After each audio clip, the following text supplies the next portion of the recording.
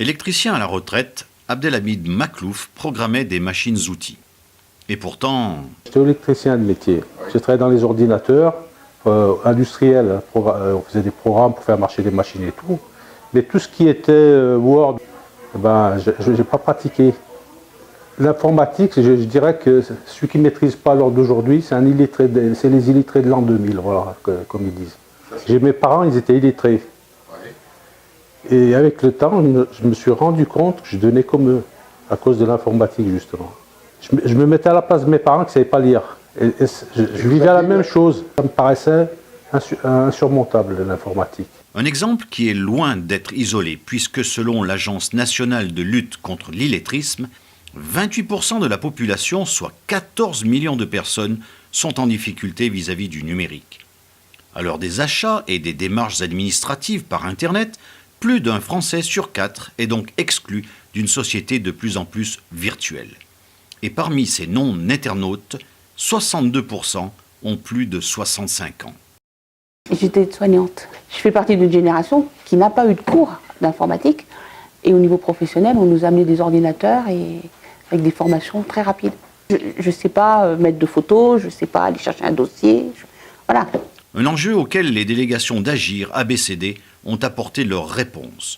Comme par exemple à Saint-Étienne où la délégation de la Loire a organisé des ateliers de 15 séances, PC ou tablettes. Au début, la demande elle est relativement simple, c'est se familiariser avec la tablette elle-même, avec Internet, parce qu'on en a entendu parler, parce qu'on voudrait bien être au courant, moins bête devant les enfants ou les petits-enfants. Donc aujourd'hui, on s'intéresse aux applications et aux sites de musique, YouTube, Spotify, etc.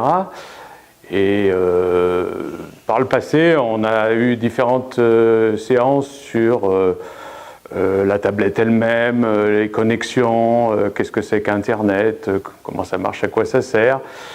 On a parlé des réseaux sociaux, on a parlé des services publics qui sont sur Internet, comment y accéder, comment s'en servir. Nous avons commencé avec un groupe de 10 stagiaires. On a fixé 2 fois par semaine, le mardi et le jeudi, 15 séances au total. Je suis d'Agir Mission avec des ressortissants de la CARSAT que nous devons former pour leur permettre d'aller sur le site CARSAT et d'être à l'aise un peu avec la manipulation des fichiers sur Internet et sur leur machine, de manière à essayer de lutter contre la fracture numérique. Nous avons 2 séances hebdomadaires d'1h30 chacune sur une durée de 15 séances. Il y a des gens qui ont des machines déjà qui savent s'en servir un peu et qui peuvent y accéder et travailler. Puis on en a qui n'ont pas de machine du tout. Alors là, ça pose problème parce qu'il y a un problème de pédagogie. Pour nous, ça a du sens. Une solution qui répond aux attentes et qui porte ses fruits.